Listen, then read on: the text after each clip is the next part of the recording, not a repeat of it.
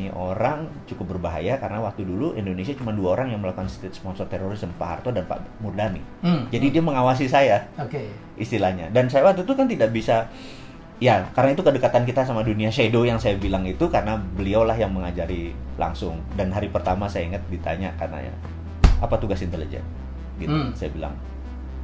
Di akademi kita bilang bahwa intelijen adalah first line of defense. Jadi first line of defense ini pertahanan garda terdepan dari sebuah pertahanan itu adalah intelijen. Nah, first line karena itu intelijennya itu harus mengendusnya tajam. Kita bukan intelijen, ada 6 fungsi intelijen, salah satunya spy, salah satunya mata-mata. Jadi kita bedain gitu ya. Kemudian saya bilang first line of defense, di mana garda terdepan sebuah pertahanan adalah intelijen. Jadi intelijen itu ibaratnya anjing tuh herder, buas, tajam, bengis. Bahkan sebelum bergerak pun, karena dunia pertahanan adalah eradicate threat. Ini harus dicatat nih, ini sebagai pelajaran aja bahwa tugas pertahanan, tugas militer adalah eradicate threat, meniadakan ancaman. Tugas polisi adalah mempidanakan ancaman. Jadi kalau perlu belum ada ancaman sudah hilang. Itu di intelijen. Itu di intelijen, gitu ya, belum ada ancaman. Jadi ini cenderung cenderung ada threat atau ancaman sudah dihilangkan dulu. Karena itu kesannya melanggar HAM, kesannya. Nah, Barat untuk membuat kita tidak canggih dianggap hak asasi manusia itu tinggi. Padahal pertanyaan sederhana nih, saya tanya sahabat semua nih, saya tanya ke Mas Helmi, saya tanya, tinggian mana human right sama nation right? Nation right sih. Selesai. The end of discussion. Dan itulah Pak Murdani pesan ke saya, nation right lebih tinggi, yang membuat ini Indonesia ini intact, Indonesia ini utuh, Indonesia ini ke depan menjadi bertahan 1000 tahun karena nation right di atas human right, gitu. Nah, sekarang human right memang lagi didengung-dengungkan, kita harus meet halfway, bener nggak? Ini harus turun, ini harus naik, gitu loh. Nah, inilah kita pentingnya mengedukasi, karena itu saya punya muscle knowledge agak berbeda nih.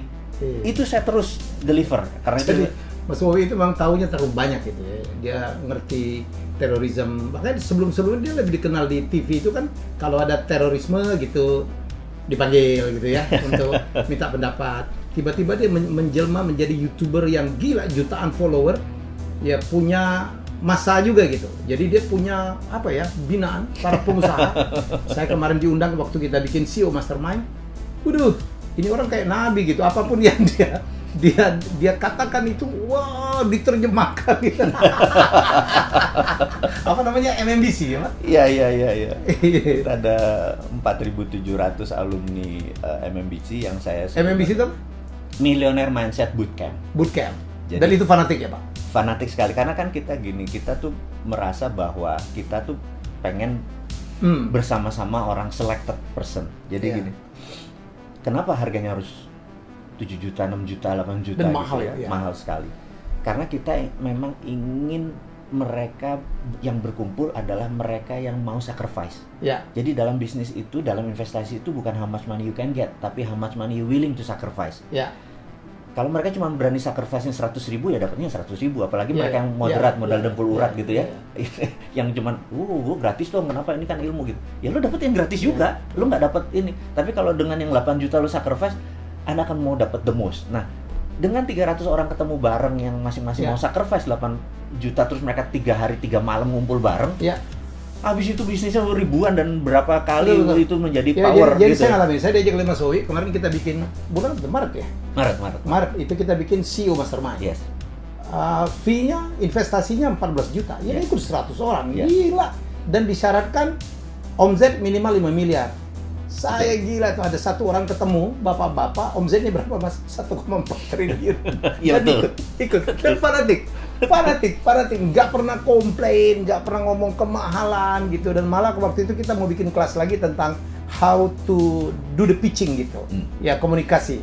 Itu langsung penuh tuh ya. Nah, ini pitching tuh penting sekali karena bagi teman-teman pebisnis, kita tahu dari 1.000 orang hanya 17 orang di Indonesia yang pebisnis. Tapi pebisnis kita ini kita pengen scale up. Betul. Iya kan, kita pengen scale up. Nah, kelemahan yang paling kita berdua kita udah mereview dan nanti teman-teman nanti kita pengen contribute ke teman-teman adalah kelemahannya adalah di pitching. Karena pitching itu harusnya dengan kurang dari 5 menit investor udah dapat aha momennya. gitu kan? Atau bahkan kalau lebih powerful lagi 3 menit. Udah cuma 3 menit dapat dapat wow. Terus itu gue mau. Iya, gue mau. Wow itu gue mau. Nah, kita ini pengen saya merasa mengusulkan, dan Mas Helmi juga mengusulkan kita gini. Jadi teman-teman, kita akan membuat pitch deck ini menjadi serial workshop. Jadi mungkin ada YouTube-nya, mungkin ada kelasnya, gitu ya. Penting sekali karena 3 minutes itu can change your life. Nah, itu yang kita mau ini. Jadi setuju nggak, gimana nih? Oh iya. Jadi ini yang sedang saya siapin dengan Mas Wowi. Saya tahu banyak sekali ide berkeliaran di luar sana gitu, tapi kan butuh bantuan modal, butuh angel investor gitu. Mencari investor itu sulit loh, minta waktunya sulit. Nah, kadang-kadang kita kan ada sebuah kebetulan ketemu di tempat parkir, di kawinan, di lift gitu. Oh, ketemu nih investor, ketemu Gita Wirawan, ketemu Sandi Uno, ketemu Pak Dahlan Iskan, and so on gitu. Mereka cuma punya 3 menit, Pak, gue punya gini-gini, mau nggak Pak? Saya butuh gini-gini, in 3 minutes, gue mau. Itu yang kita latih ya Pak. Itu gini, karena ini yang menarik gini. Banyak pelatihan di luar sana yang melatih bukan walk the talk. Walk the talk itu adalah orang yang mengerjakan apa yang dikatakan. Ini yang sudah melakukan. Yang sudah melakukan. Nah, banyak sekali teman-teman nggak salah, mereka mengajarkan, dapat pelajaran, tapi waktu diaplikasikannya agak kurang membumi. Karena ya yang mengajarkannya berilmu, tapi bukan berpengalaman. Nah, kita tuh ingin teman-teman nanti kalau join adalah yang mengajarkan adalah berilmu dan berpengalaman. Apa yang kita datengin benar-benar tadi seperti Pak Gita Wirjawan yang kita datengin, Mas Irwan Musri, kalau benar-benar orang yang benar-benar do the talk gitu ya. Sandi Uno ya. Sandi Uno gitu. Ini yang kita pikir mereka jadi saya tuh kalau invest semua yang kayak gini. Sisi lain. Jadi beliau ini coach juga gitu. Ya kan. Waduh, pengikutnya luar biasa dan dirawat sama beliau gitu. Wah, sabdanya beliau itu dibahas gitu. Ini kata coach kita gitu. itu di other side. Dan saya nggak pengen sebenarnya. Mas Wowi itu banyak banget. Dia punya rumah yatim ya Pak ya? Ya. Rumah yatim. Jadi membantu berapa anak yatim? Jadi saya tuh berhutang sebenarnya sama kehidupan ini, berhutang banyak. Jadi saya tuh nenek saya dari ibu saya dan nenek saya dari bapak saya, dua-duanya udah 70 tahun belum pernah berhaji. Saya memutuskan waktu tahun 96 Haji Akbar, waktu itu saya memutuskan menghajikan mereka semua. Jadi dalam haji saya itu saya memang tidak terpikir untuk melaksanakan haji buat saya, karena mau tawaf, mau itu segala macam, mbah saya pasti kerepotan. Jadi saya lebih nolong ke mereka lah. Saya cuma yang fardunya aja gitu ya. Nah, puncaknya adalah waktu lempar jumroh. Bayangin, dulu Mina masih 1 loh, sekarang 2 aja masih ada yang korban gitu ya, masih 1. Jadi bayangin ini tahun 25 tahun yang lalu. Nah, di momen itu mbah saya waktu mau berangkat dia bilang, "Le," manggil saya Tole, "Le, belum mbah," gitu, udah sekitar 2 gitu. Terus saya gelisah karena mbah saya mau lempar jumroh gitu, 72 tahun bayangin. Terus saya baca Quran, tapi terjemahan. Biasa kan kita nih wudunya kurang ini. Jadi nggak Arab yang itu belum canggih. Saya baca surat Al-Kahfi, itu cerita tentang Nabi Musa ketemu sama Nabi Khidir, terus Nabi Musa belajar sama Nabi Khidir. Terus intinya Nabi Musa gagal karena banyak nanya gitu kan, padahal syaratnya nggak boleh nanya. Nah, akhirnya dibuka sebuah rahasia sama Nabi Khidir, kenapa harus memperbaiki rumah yang Nabi Khidir bilang itu milik anak yatim, dan dia anak yatim itu ada harta. Saya stabil loh, anak yatim ada harta. Saya stabil loh, uruk-uruk gini. Ini menarik nih, ini kan password versi saya ya. Versi saya beragama, saya bukan orang pinter, walaupun yang pesantren kan mbah-mbah saya yang ngajari saya, ini password nih, saya nggak usah analisa lagi, nggak usah pakai arti-arti. Saya pikir, oke. Terus saya kaul, saya tuh punya 11 toko namanya Mirah gitu ya. Toko swalayan, dulu kan tokonya belum swalayan, dulu toko kelontong tuh kan harus ada yang nunggu, mau beli apa, kayak kongkoh lah, mau beli apa harus kita layani. Toko swalayan masih nggak ada, kita mungkin pertama yang punya 11 gitu ya. Nah, saya niat, dalam hati saya bilang sama, kan adik saya yang ngelola, saya bilang pulang 1 saya mau jadiin rumah yatim deh, gitu, karena di rumah yatim ada harta. Dengan miara anak yatim saya jadi tajir nih. Itu di kepala saya ini trading sama Tuhan, nih saya jahat nih gitu ya. Kemudian udah itu saya taruh, terus saya lihat kok agak sepi. Saya bilang, "Bah, bismillah yuk, berdua berangkat." Saya gandeng mereka berdua. Terus apa yang terjadi? Ini true story, sampai merinding saya. itu di apa kan ada lingkarnya jumroh Aqobah itu kan ada ini bahasa tuh sampai nempel Bismillahu Allahu Akbar jadi cengkling saya bilang kok kosong ya gitu.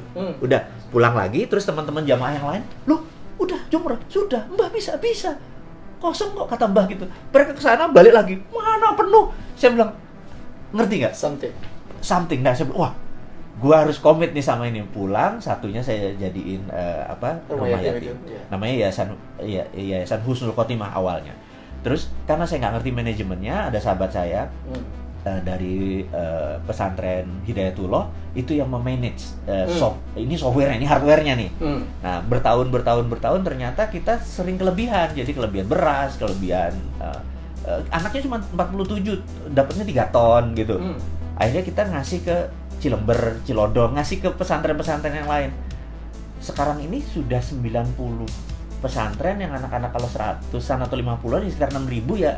Karena nyumbangnya ke kita ubah akhirnya menjadi Rumah Yatim Indonesia. Nah, sumbangan ke sini. Yang jadi masalah kita bukan seperti Basnas, seperti rumah zakat yang uangnya dikumpulin. Kita dapat 1 miliar bulan itu habis, dapat 2 miliar bulan itu habis karena kita nggak pernah saving. Emang untuk distribute, bukan untuk ngambil terus ambil turunannya. Itu bukan kita banget. Jadi cara ngelolanya ya versi kita, versi Sontoloyo lah. Itu jadi kita punya. Nah, alhamdulillah saat ini baru berapa 6 ribuan kira-kira. 6 ribuan rakyat ya. Nah, tapi kita cuma manajemen dan memberi tiap bulan sih antara 3 sampai 5 miliar sumbangan orang. Nah, yang jadi masalah kalau kurang kita nelpon kita ya karena itu kita suka mohon maaf sekali lagi ini mungkin ada confession ya pengakuan dosa kepada teman-teman semua. Kenapa saya punya holding di Singapura? Karena di Singapura kalau di Indonesia kan kalau Mas Helmi untung 10 miliar 25% diambil untuk pajak. Ya. Benar nggak? Kalau di Singapura cuma 11. Jadi terkadang saya akuisisi dari sini jadi ada selisih 7% buat Rumah Yatim Indonesia. Dari ngerti ya maksudnya? Ya. Jadi saya sebenarnya transfer pricing, sebenarnya saya nakal, tapi itu bagian saya gini, saya merasa kalau duitnya 10 miliar 25% diambil kan 2,5 miliar. Buat gayus kepala gue nyut-nyutan gitu loh. Buat gayus 1 M aja deh gitu ya buat yang ini yang gue ambil cara lain. Jadi saya begini ini confession, saya bilang bener kata Mas Helmi kalau nggak dipanggil Mas Helmi, saya nggak akan pernah terbuka, saya tetap misterius, saya tetap di belakang, saya tetap orangnya shadow, bener nggak? Di sini saya bukain sekalian confession bahwa kalau short balance-nya, anak-anak bilang, Pak, bulan ini agak kurang, oke, gue harus ngambil dari yang sisi yang sini. Dan nggak semua pajak itu gayus loh, iya makanya. itu joke gitu ya, ini joke gitu. Don't take this serious gitu. Tapi saya confessionnya bener. Jadi kadang-kadang kenapa saya punya holding di Singapura karena pendapatan saya di sana lebih kecil. Jadi kenapa orang buat ada banyak bukan saya doang loh. Mas Andi juga paling ada juga gitu ya. Kita nanti kita tanya, kita cek. Why dia punya Panama Paper, why punya kayak gini. Hanya karena selisih. Tapi kalau selisihnya dari 100 miliar kan kroso, Bos. Gitu loh. Lalu seberapa Indonesia Anda, Pak? Menarik pertanyaannya. Seberapa Indonesia? Saya ini berhutang banyak karena 6 tahun saya kuliah kan dibayarin negara. Nah, jadi saya berhutang banyak sama negara ini. Jadi kalau negara minta, misalnya kayak peristiwa 98, 99, Malino, Tentena, tapi juga almarhum sahabat saya yang Jose Rizal dari Mercy. Kemudian begitu negara minta saya di peristiwa Sampit, mendamaikan antara Madura dengan Dayak. Waktu itu adalah konflik horizontal pertama di Indonesia. Negara saking nggak ngerti pakai sebuah yayasan minta ke PBB menunjuk yayasan ini dan yayasan ini pun nggak ngerti juga meminta saya untuk mendamaikan 100 Dayak 100 Madura. Kita menggunakan teknik ini dan sampai sekarang saya kalau ke Sampit udah kayak keluarga gitu ya. Kalau ke Ambon juga sama gitu. Dan kalau negara minta di 2004 di mana 26 Desember tsunami, besoknya itu saya sudah di Malabo gitu ya. Udah 3 bulan. Nah, ini ada sahabat saya yang sekarang ini udah bintang 2 nih, waktu dulu masih mayor gitu ya. Nah, yang brother nikahin. Jangan disebut namanya nanti jualan dia. Oh iya. Karena itu ada terbukti buat 3 bulan kita di sana, kita nggak tahu dia pangkatnya apa, kita contribute gitu ya. Nanti teman-teman bisa kesaksian. Saya jadi MC nikahin, bukan saya nikahin. Iya oke. Saya nikahin itu lain, beda Pak. Gitu ya. Nah, ini kalau negara minta gitu ya, saya pasti pro bono. Jadi apapun yang Anda lakukan sebenarnya memberikan masukan, ya. Saya tidak menyebutnya kritik, itu adalah tanda lambang cinta Anda kepada Indonesia. Betul, betul. Jadi gini, saya itu merasa ini versi saya, tapi mungkin saya kebablasan mencintai Indonesianya. Saya tuh merasa begini, bahwa saya tuh agak miris begitu negara tuh berhutang. Ya. Maksudnya, kok ngono sih gitu ya? Ya. Dalam bisnis pun kalau bisa equity call kan? Ya. Jangan ada equity gitu dulu dong, jangan debt langsung. Jangan debt gitu loh. Ya. Nah, equity itu artinya kan pakai aset. Nah, saya itu merasa Indonesia itu punya namanya sovereign wealth, kekayaan sovereign wealth. Nah, Aramco itu menginspirasi saya. Aramco Saudi itu menginspirasi saya. Jadi gini, Saudi tahu bahwa cadangan gas dan minyak dia cuma ada 40 tahun ke depan. Dan sekali dibuka itu nggak bisa ditutup. Jadi mereka harus keluarin terus. Ini kejadian kenapa harganya murah ya. Nanti saya akan sampai sana. Apa yang terjadi kalau minyak ini habis? Sementara Saudi ingin 1000 tahun lagi masih ada, gitu ya. Pelajaran kedua, ada negara yang namanya Nauru. Nauru itu menghasil P2O5, fosfat yang dari kotoran burung ya? Kotoran burung. Ya. Dan brother kita satu adalah embassy-nya di sana. Ya, special envoy. For Nauru. Tanya beliau, itu kalau kita mendarat di sana, itu mendarat di jalan tol. Berhenti dulu jalan tol mendarat begini. Dulu negara itu sangat kaya. Ya. Bahkan toilet papernya mungkin pakai US dollar. Tapi sekarang negaranya bangkrut karena P2O5-nya sudah habis. Nah, Saudi nggak mau Saudi nggak mau cadangannya habis terus negaranya. Dia melakukan, kalau di dalam corporate itu namanya corporate action-nya berubah. Berubah dari A menjadi B. Di dalam kayak gini, dalam corona ini kita bisa merubah corporate action untuk survival kan. Nah, dia melakukan country-nya country-nya berubah. Yang tadinya petrodolar, jual petrol dapat dolar, dia forward. Dia hitung nilainya 3.000 triliun dolar. Di forward. Di forward tuh artinya sekian persennya diambil di muka. Dia ubah country action-nya menjadi service country. Karena dia tahu tamu Allah sampai akhir zaman ada. Dia mau ubah itu menjadi income dia nanti. Di forward diambil. Nah, itu namanya sovereign wealth fund. Nah, Indonesia itu kalau diaudit ya, pasal 33 nih. Teman saya Stanley Kelton bilang your country is very smart. Karena bukan hanya punya SDM sumber daya alam. Not very smart. Enggak, smartnya karena pasal 33.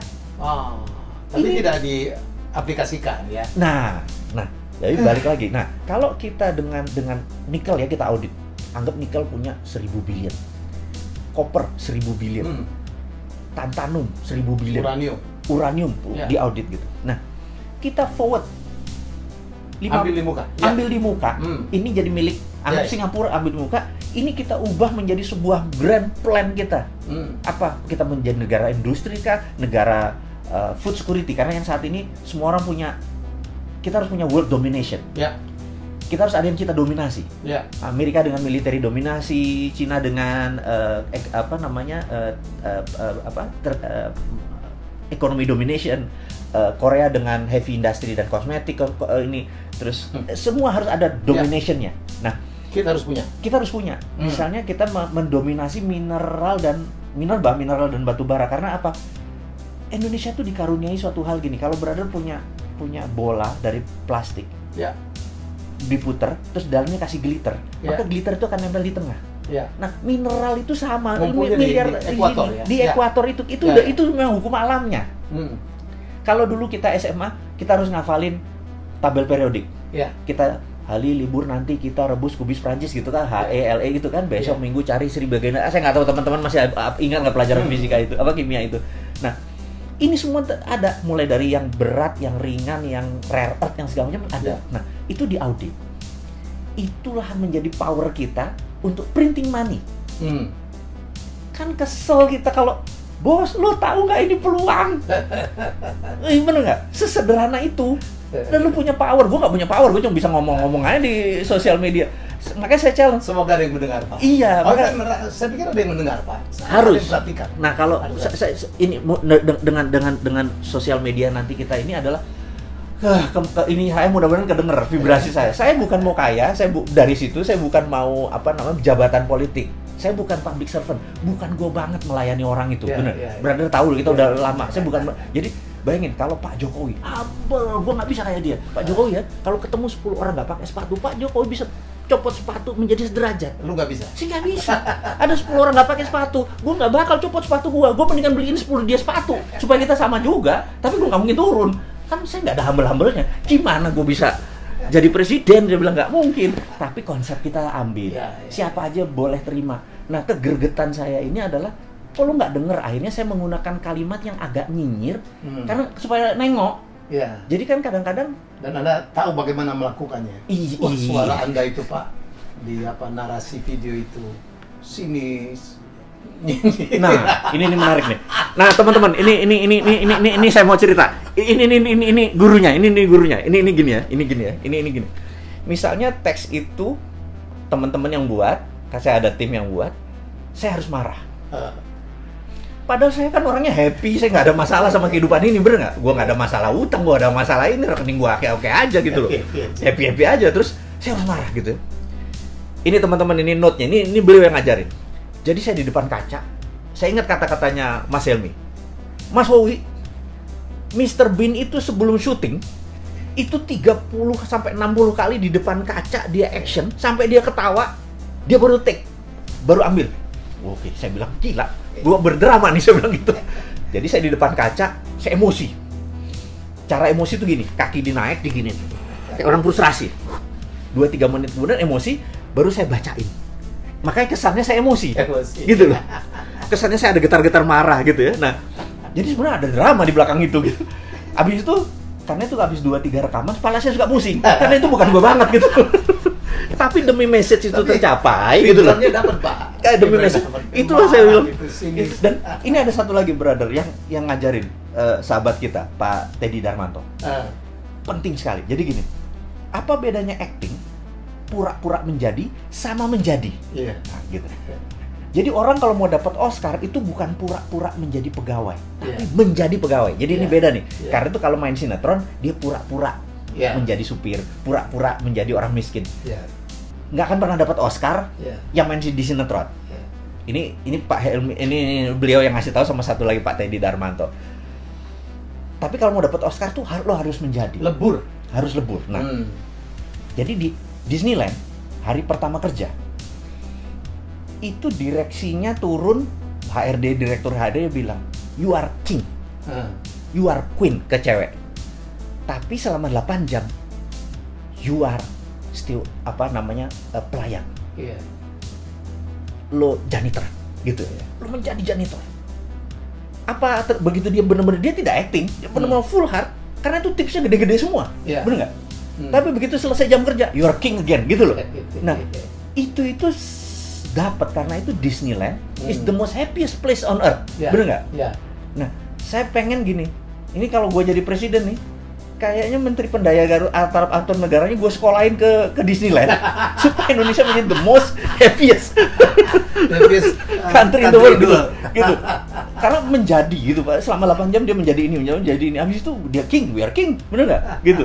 Itu ya. Nah, ini adalah resep bagaimana suara tadi. Karena saya bukan pura-pura menjadi, saya menjadi lebur, menjadi orang yang ya gitulah gitu. Nah, ini gurunya. Aduh, ini 2 jam nggak kelar ini sebenarnya. Tapi jarang beliau bongkar-bongkaran gini, karena banyak orang nggak tahu sisi lainnya. Mas Woy ada tahu bahwa dia betul-betul pengusaha. Gila, usaha apa aja gitu. Kita aja ada berapa kali ada usaha apa aja, dan dia adalah seorang tipe dreamer juga gitu, kreator. Wah, mimpinya luar biasa. Tapi dia punya sisi yang sangat luar biasa. Mulia, dia punya rumah yatim, menyantuni 6.000 orang. Saya nggak tahu dapat sumbangan dari mana. Itu tetap jalan apapun yang terjadi, dan dia tetap memberikan kontribusi dengan caranya gitu. Kalau biasa-biasa aja disampaikan mungkin nggak didengarin orang ya. Dia punya pengikut 4.700 gitu yang sangat fanatik. Orang-orang sukses, orang-orang hebat. Ya, orang-orang yang sangat positif. Dan saya alhamdulillah masuk ke dalam lingkungan ini. Dan kemudian, ini barangkali kita bahas berikutnya aja. Orang nggak banyak tahu. Orang kan ada yang ngomongnya bagus, ya, tapi perbuatannya tidak mendukung. Beliau ini sama nih, walk the talk. Walk the talk aja udah salah. Walk the talk itu adalah orang yang menjalankan apa yang dia sampaikan. Beliau orang itu, tapi beliau ada bonus satu lagi. Nyari walk the talk aja susah. Beliau adalah seorang penulis yang baik. ada penulis nggak bisa menyampaikan, ada orang menyampaikan bagus penulis, beliau penulis yang baik, termasuk nulis novel. Wah, saya baca betul, ih gila. Saya bilang teman saya satu di tulisannya lebih bagus dari saya tentang apa Ferrari yang dicuri itu ya. Grand Theft Ferrari. Grand Theft Ferrari. Ferrari. Itu ya. cerita nyata nggak sih? Cerita nyata yang didramatis. Jadi iya, jadi ceritanya itu true story. Jadi sahabat saya dulu namanya I sebenarnya, dia suatu hari dapat, bapaknya adalah titik-titik pajak. Jadi zaman tahun 80-an jangan tanya kalau ini kan belum seketat sekarang ya. Dia tuh sekolah dibayari oleh orang tuanya, dikasih 150.000 untuk 4 tahun, dolar artinya ditaruh di muka. Nah, dia spending ini untuk barang-barang mewah, termasuk Ferrari tadi. Suatu hari saya nggak kenal dia. Sekarang saya nanti bawa kenal ini lo orangnya gitu ya. Sekarang ini my partner in crime gitu ya. Ini true story. Nah, terus saya dari dulu memang di San Francisco di Amerika, karena ikut Permias tuh anak-anak bilang, lu kalau ada problem ke orang ini aja, ini orang ini problem solver. Ini problem solvernya dalam arti nakal. Ini saya kasih contoh sebelum dia nih. Nah, problem solvernya misalnya gini. Suatu hari saya kedatangan satu anak Cina gitu ya. Saya kalau ngomong bener karena memang rasnya Cina dan orangnya, tapi dia sahabat saya, dia pemilik bank. Dia datang bilang, "Gua El." "Iya, gua tahu. Lu ngapain di sini?" "Bokap gue belum ngirim duit." "Terus lu mau minjem gue duit?" Minjem gue duit?" "Enggak sih, katanya kalau sama lu ada ide." "Gimana?" "Pacar gue di Oregon, ulang tahun. Gue nggak ada duit. Lu ada ide nggak?" "Itu mercy lu tuh." "Yaudah, sini kuncinya. Mau diapain?" Jadi saya colong peleknya, saya taruh mobilnya. "Lo asuransi kan?" "Asuransi." Kemudian asuransi kan bayar, terus peleknya saya balikin lagi gitu ya. Jadi dia dapat $2.000 waktu itu, ngakali asuransi. "Wah, thank you ya bro," gitu. Itu kan bajingan sudah. Di Amerika kita punya ilmu kayak gitu. Tapi itu dark side, sisi lain. Dia ada flip of Mardigu, yang makanya saya bilang wudhu saya nggak pernah penuh gitu ya. Karena dosanya banyak gitu ya. Terus, nah ini juga sama. Jadi sudah dari mulut ke mulut kalau ada problem. Nah, tahu-tahu ada telepon saya dari Kansas ini, saya bilang, "Oh iya, gua nggak tahu siapa lu." Saya bilang kayak, "Nggak, gua ada masalah." "Ya masalah lu jangan kasih ke gua bisa kasih lu $5.000. "Oke." Saya bilang, "Kalau $5.000 we are talking," dia bilang gitu. Gini, nyokap gua sekarang di LA, 2 minggu lagi ke Kansas. Kalau dia ke Kansas tahu ini barang, dia ngamuk pasti. Terus, "Tolong bawa mobil ini, lu umpetin," kata dia kayak gitu. Dah, saya sedang, "Iya, gua kasih lu $5.000. Kansas SF bro, itu kan 4 negara, 4 time zone kan. Amerika kan hampir 6 kan, ini 3 time zone gitu. Wah, 2 hari 2 malam nih. Iya, 2 hari 2 malam nih gitu ya. Terus itu November lagi. Waduh, udah mau musim dingin kan. 5.000 kurang kali, tapi gue tambah di tengah-tengah gitu. Oke. Saya panggil teman saya si B ini, "Bro, join apa? Bebelah yuk kita." Oke. Cuman jadi naik pesawat, dibayarin sampai sana, itulah ketemu dia. Bilang, "Ini kunci, ini fulus, jalan ke Red Ferrari Testarossa gitu ya." Oh, jalan. Kita ada poin ketemu di Tacoma, saya lupa nama daerahnya. 2 jam kira-kira dari Kansas. Kita pakai poin, kling, telepon. "Bos, gue tuh udah di sini," gitu, ngabarin. "Oh, oke." Klik pas telepon, dia jawab, "Udah sampai sana." "Oke, you on your own." "Maksud lo apa?" 5 menit yang lalu gue laporin bahwa mobil gue kecolongan. Jadi gue mau ambil asuransinya buat nyokap gue, nanti tanya duitnya mana, bener nggak? "So you're on your own." Hilang. Anjir, gila, kita bawa stolen car. Dan itu belum ada dalam cerita Amerika tahun 88 mencuri mobil mewah. Kansas lo ini, bener nggak? Kita bilang, "Gila bro, nanti dikejar pakai chopper kita kan." Jadi kita bawa stolen, jadi kita dipaksa jadi penjahat. Self defense kita. Teman saya si B bilang, "Wah gila, ini harus kita ngapain?" I don't know. Terus begitu kita mau jalan, kita tadinya mau terus Boulder ke Dallas, Colorado, terus ambil Utah.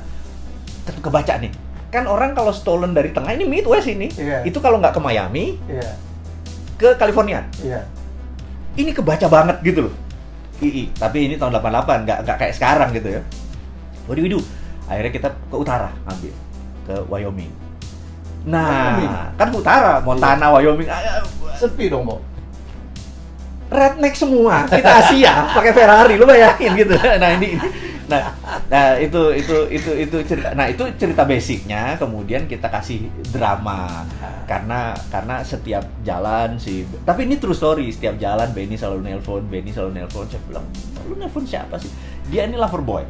Lover boy itu maksudnya doyan tebar pesona, TP gitu ya.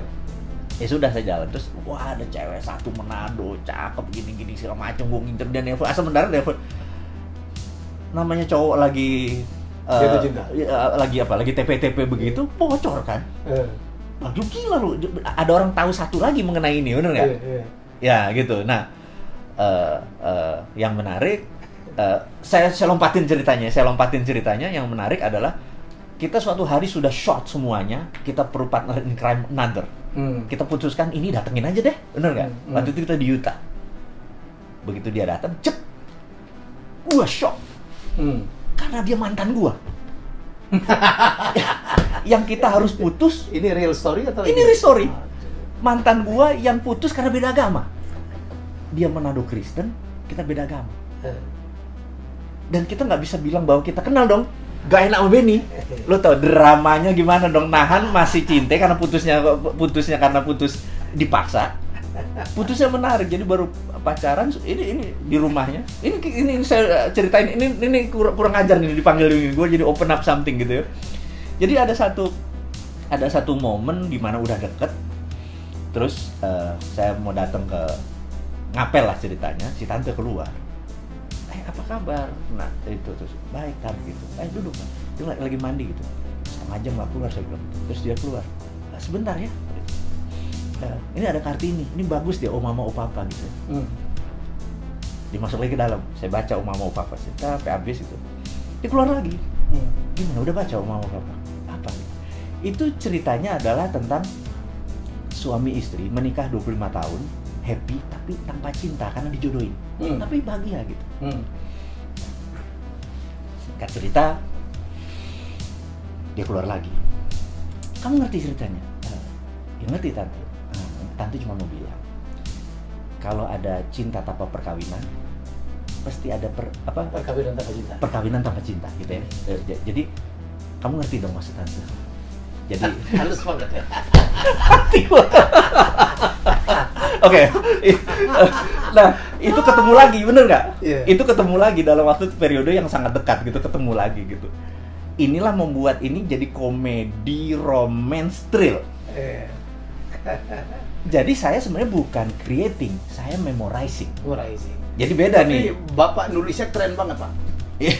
Saya kan penulis novel ya. Jadi, waduh, gayanya itu apa ya? Nakal gitu kan.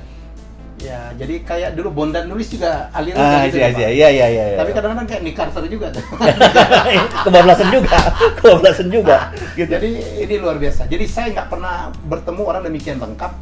Dia melakukan apa yang dikatakannya dan menulisnya sama hebatnya. Ya, saya berharap Grand Theft Ferrari atau Ferrari curian itu segera menjadi film ya, Pak ya. Pengen. Aduh, kita bikin Netflix aja, Pak. Why not gitu? Itu jadi challenge. Saya kepikiran tadinya mau tahun ini ada sama mimpi saya dengan Mas Wowi berikutnya adalah kita akan bikin trip. Ya saya nggak tahu. Ini saya ucapkan terus supaya ini bisa dikabulkan. Kita akan buat tour dari tour Route 66. Oh, saya bukunya udah lengkap semua. Jadi kita akan tour dari Chicago to LA. Kita drive, kita berhenti, kita bikin film, kita bikin cerita. Thank you Mas Wowi. Thank you. Sayang, thank you. Luar biasa.